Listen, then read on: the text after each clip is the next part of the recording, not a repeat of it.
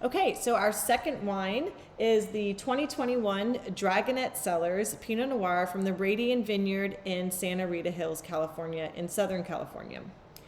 So in the old world, terroir is everything. And if you aren't familiar with that term, let me tell you a little bit about it. So it is an all-encompassing word that refers to the climatic and geographic conditions of a particular site that end up affecting the resulting wine. These can be the soil of the vineyard, the general climate of that region, also the weather patterns for that particular year, the exposure of the vineyard, and also the way the vines are trellised. The 2021 Dragonette Pinot Noir is all about the terroir. So it is sourced from 6 distinct vineyard blocks in the Radian Vineyard in the unique Santa Rita Hills AVA. So this AVA runs west-east rather than the normal north-south, and it funnels the cold Pacific air through the valley.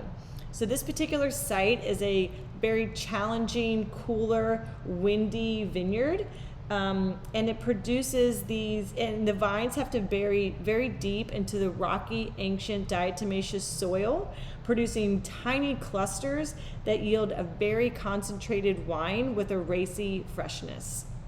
So a little secret is that this under the radar vineyard is so special that it was actually acquired in 2014 by the owners of Screaming Eagle.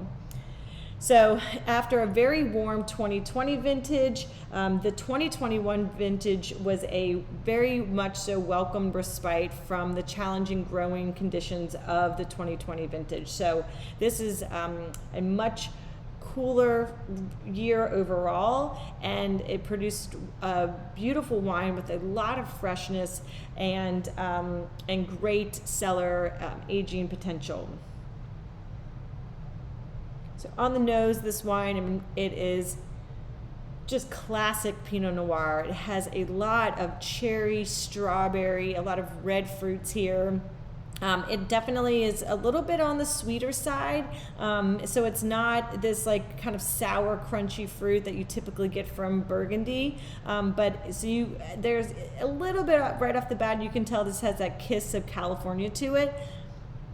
But it's not over the top. There is still some really nice kind of earthiness here, a lot of like mushroom, button mushroom, some herbaceous quality here, like some thyme and sage.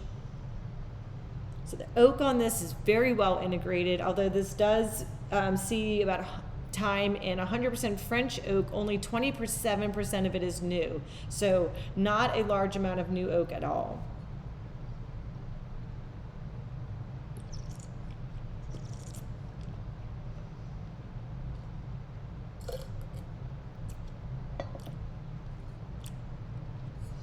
On the palate, wow, this just fills your mouth from every corner.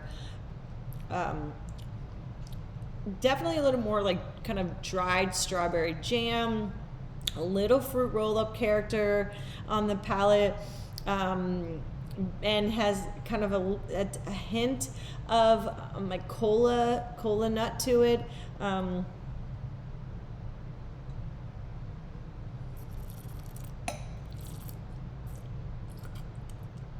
A touch of that cinnamon, a touch of that vanilla from the French oak, a little earthiness here. You definitely get that silky texture. You can just tell this wine has got a lot of elegance to it. Very pretty wine. I think this definitely does need a little bit of time to come together. I would recommend sitting on this wine if you can keep your hands off of it. I would recommend aging this for at least another 3 years, and I think it can go for at least 10 years, but right now you can tell the wine is very young, and I think it would benefit tremendously from a little bit more time in the bottle. So yeah, this is a really special wine. This Southern California, especially in the Santa Rita Hills, there are so many beautiful Pinot Noirs. There's Sea Smoke and Rain and Radio Coteau, and those wines have a 3-digit price point to them. This wine does not, but is definitely still in the same league. So I think this is a amazing find, and I highly recommend it. Hope you enjoy it.